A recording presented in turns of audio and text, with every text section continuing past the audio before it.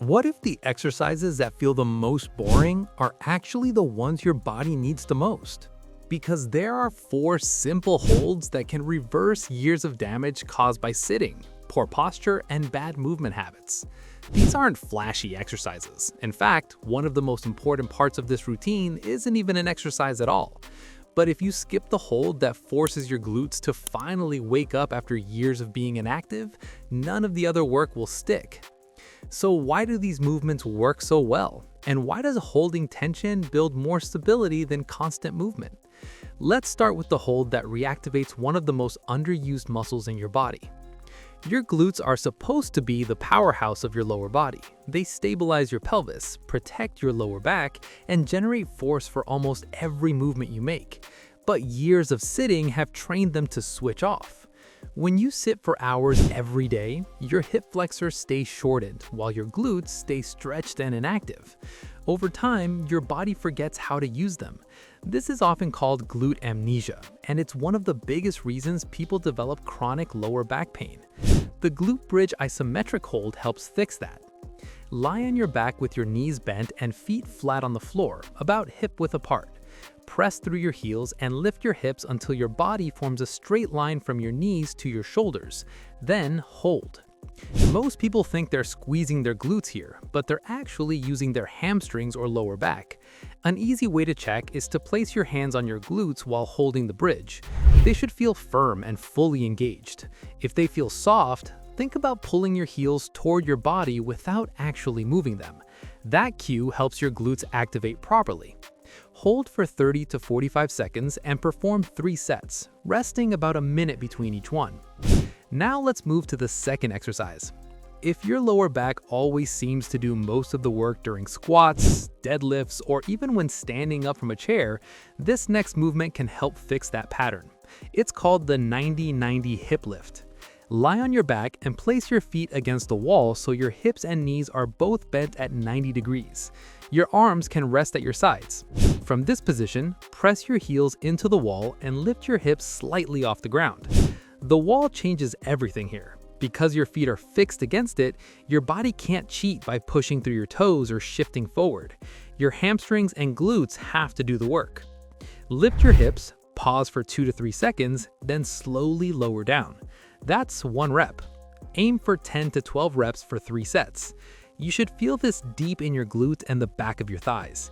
If it's mostly in your lower back, your glutes still aren't firing properly.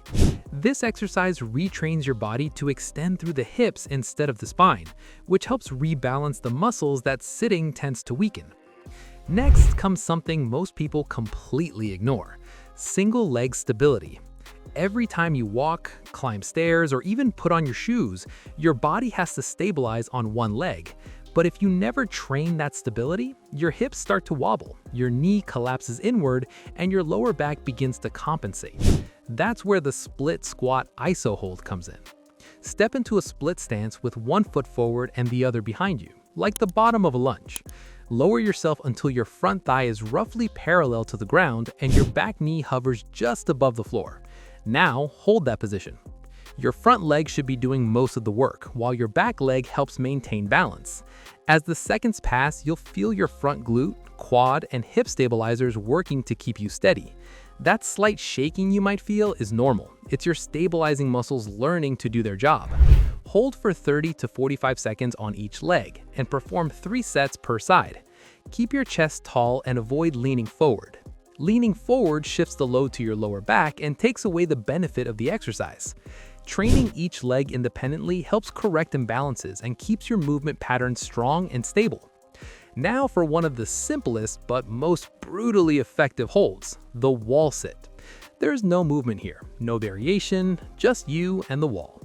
Lean your back against the wall and slide down until your thighs are parallel to the ground.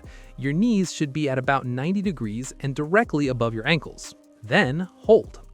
Within about 20 seconds, you'll start to feel the burn in your quads. At 40 seconds, it gets intense, and around a minute, it becomes more of a mental challenge than a physical one. That's the point. The wall sit builds muscular endurance by forcing your muscles to stay under constant tension with no breaks. Aim to hold for 60 to 90 seconds. If that's too difficult at first, start with 30 seconds and gradually build up.